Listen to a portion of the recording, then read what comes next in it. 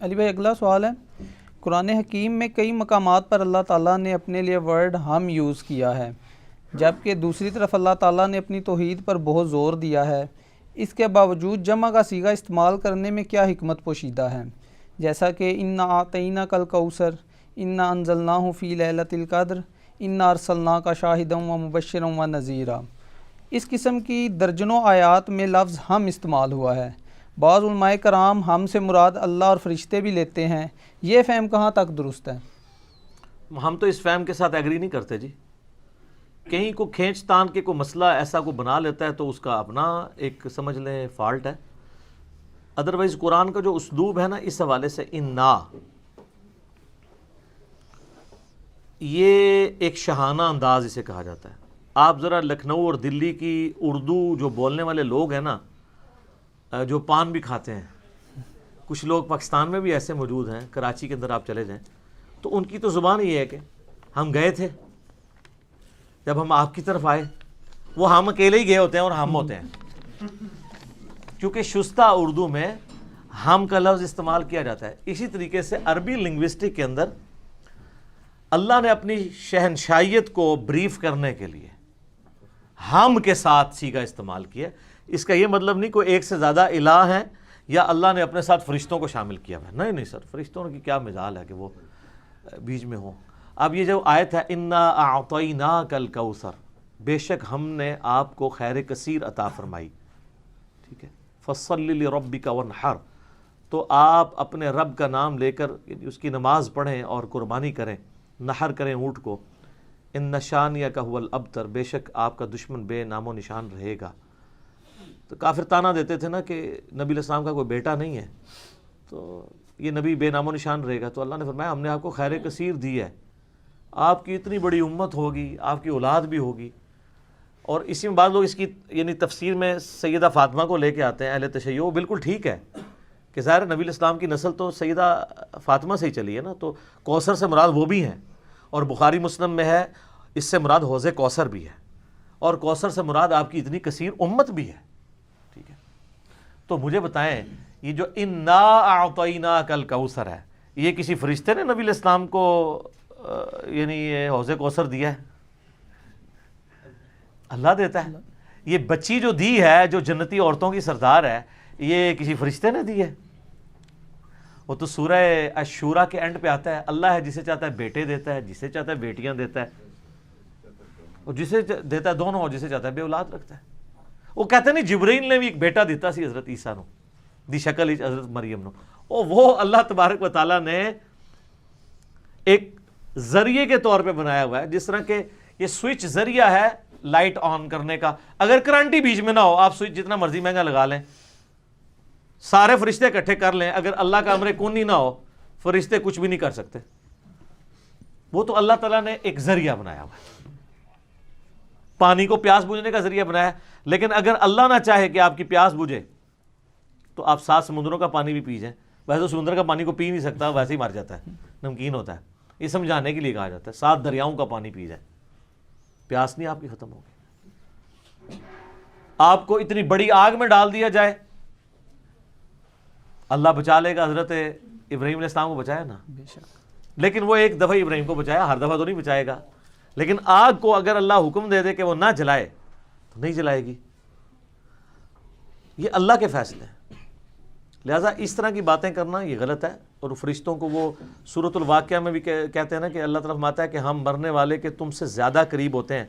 تو وہ اب چونکہ جو استواء علی العرش کا عقیدہ رکھتے ہیں نا اہل حدیث، یہ اہل حدیث نے زیادہ خرابی کھڑی کی ہے، یہ ہم والی اہل حدیث کے پیٹ میں یہ پیڑ ہوئی کہ اگر یہ آیات جو آ رہی ہیں ہم والی سورۃ الواقعہ میں کہ ہم مرنے والے کے تم سے زیادہ قریب ہوتے ہیں لیکن تمہیں نظر نہیں آتے، اب وہ کہتے ہیں اگر ہم یہ مان لیں گے نا تو ہم تو لوگوں کو یہ کہہ رہے ہیں اللہ عرش کے اوپر ہے، صرف ادھر اس کا علم اور قدرت ہے، اور یہاں اللہ کہہ رہے ہیں ہم قریب ہوتے ہیں، تو سر انہوں نے اتنی کہانی کرائی، آپ تو کہہ رہے ہیں اللہ کو شامل کیا، انہوں نے کہا اللہ کی ہم سے مراد اللہ کے فرشتے ہیں، اللہ کو بیچ میں سے نکال دیا انہوں نے، صرف فرشتوں کو ساتھ شامل نہیں کیا، شامل کر کے اللہ کو باہر نکال، جس طرح یہاں پہ بھی لوگ کرتے ہیں، اولیاء اللہ کے ساتھ اللہ کا لفظ جوڑ کے نا اللہ کو نکال دیتے ہیں، ولیوں کو ہی پوچھنا شروع کر دیتے ہیں۔ تو یہ سلفیوں نے بھی کیا ان آیات کا یعنی غلط تعبیر کرتے ہوئے، انہوں نے کہا اگر ہم یہ مان لیں گے تو سر اس کو تو چھوڑ دیں، اس کا کیا کریں گے؟ نحن اقرب الیہ من حبل الورید، ادھر بھی تعویل کرتے ہیں، وہ کہتے ہیں یہ ہم تمہاری رگے جہاں سے زیادہ قریب ہیں، جو اللہ تعالیٰ فرماتا ہے اس سے مراد اللہ کے فرشتے ہیں، اللہ نہیں ہے۔ جب آپ نے نہ ماننا ہو تو آپ جو مرضی کریں، اور ہم جب اس طرح کی باتیں کریں گے آپ کو یہ جہمیہ کہیں گے، تو پھر ہم بھی حق رکھتے ہیں ہم انہیں مجسمہ کہیں، ٹھیک ہے؟ جتنی ان کو پیڑ ہوتی ہے نا اس بات سے، تو اتنی تکلیف ہمیں آتی ہے جب آپ جہمیہ ہمیں کہتے ہیں۔ ہم دونوں طرح کی آیات پہ ایمان لاتے ہیں، اور سورہ آل عمران کی آیت نمبر 7 میں آیا کہ جو متشابہات ہیں ان پہ ایمان لاتے ہیں، ان کی تعویل نہیں کرتے، اللہ کے سپرد کرتے ہیں۔ اللہ ہماری رگے جان سے بھی زیادہ قریب ہے جیسا کہ اس کی شان کے لائق ہے، اللہ اپنے عرش پر مستوی ہے جیسا کہ اس کی شان کے لائق ہے۔ یہ بیچ میں جو کہانیاں داخل کرتے ہیں نا، اس سے نقصان کھڑا ہو جاتا ہے۔ ان کی وجہ سے یہ انہوں نے کہا فرشتے شامل ہیں، ہم سے مراد، اور کیونکہ اور فرشتوں کو بھی پھر بیچ میں رکھا اور اللہ کو تو ویسے ہی نکال دیا۔ یہ شاہانہ انداز ہے۔ ہمارے تبلیغی جماعت والے بھائیوں کو آپ دیکھیں گے کہ اکثر وہ اللہ کے لیے جمع کا صیغہ استعمال کرتے ہیں، اللہ فرماتے ہیں، تو یہ جائز ہے۔ خود اعلیٰ حضرت بریلوی صاحب نے بھی لکھا ہے اپنے فتاویٰ میں کہ اللہ کے لیے جمع کا صیغہ استعمال کرنا احترام ہے، اگرچہ سنگولر کا صیغہ بھی استعمال کیا جا سکتا ہے، لیکن ہم عموماً سنگولر کا صیغہ استعمال کرتے ہیں، اس میں اپنائیت زیادہ ہے، کیونکہ اللہ اور بندے کا جو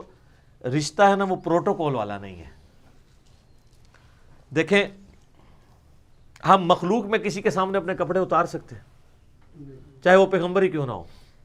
نہیں اتار سکتے، ہمارا ضمیر بھی گوارا نہیں کرے گا، نہ شریعت حکم دیتی ہے۔ اور اللہ قرآن میں کہتا ہے جب تم اپنے لحاف میں لپٹے ہوتے ہو نا رات کے وقت، ہم اس وقت بھی تمہیں دیکھ رہے ہوتے ہیں۔ اللہ سے تمہارا کپڑوں والا پردہ بھی نہیں ہے۔ اللہ کے ساتھ جو ہمارا رشتہ ہے نا وہ ہے فرینکنس کا، بندے اور معبود کا۔ الذین یذکرون اللہ قیاما وقعودا وعلی جنوبہم، اٹھتے بیٹھتے چلتے پھرتے کروٹوں پہ لیٹے اس کو یاد کرنا۔ اللہ کے ساتھ اپنائیت اسی وقت ہوتی ہے جب ہم سنگولر کے صیغے کے ساتھ خطاب کریں۔ تو اللہ اپنے آپ کو جب ہم کہہ رہا ہوتا ہے نا، وہ اپنے شانہ انداز کو پریزنٹ کر رہا ہوتا ہے، ورنہ اللہ تعالیٰ جہاں پہ توحید سکھا رہا ہوتا ہے وہاں سنگولر کی صیغوں کے ساتھ ہی ہے۔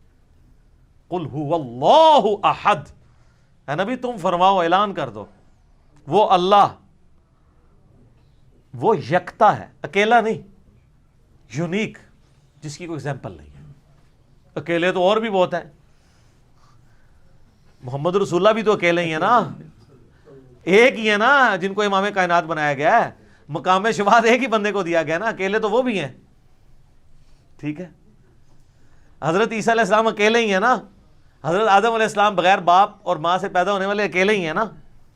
اکیلے تو بہت لوگ ہیں، لیکن یکتا جس کی کوئی مثال نہیں بیان کر سکتا، یونیک، وہ اللہ ہے۔ اللہ الصمد، اللہ بے نیاز ہے۔ لم یلد ولم یولد، نہ اس نے کسی کو جنا نہ اس سے کوئی جنا گیا۔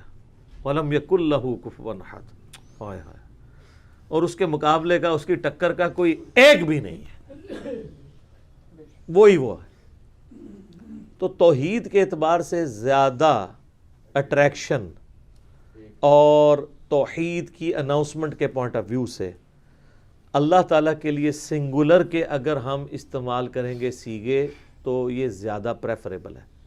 قرآن میں جو اللہ نے استعمال کیے ہیں یہ جمع کے صیغے اللہ تعالیٰ نے اپنے شاہانہ انداز کے لیے بیان کیے ہیں، نہ کہ اس چیز کے لیے بیان کیے ہیں کہ آپ اس سے کوئی اور رزلٹ نکالنا شروع کر دیں۔ ٹھیک ہو گیا؟ ٹھیک۔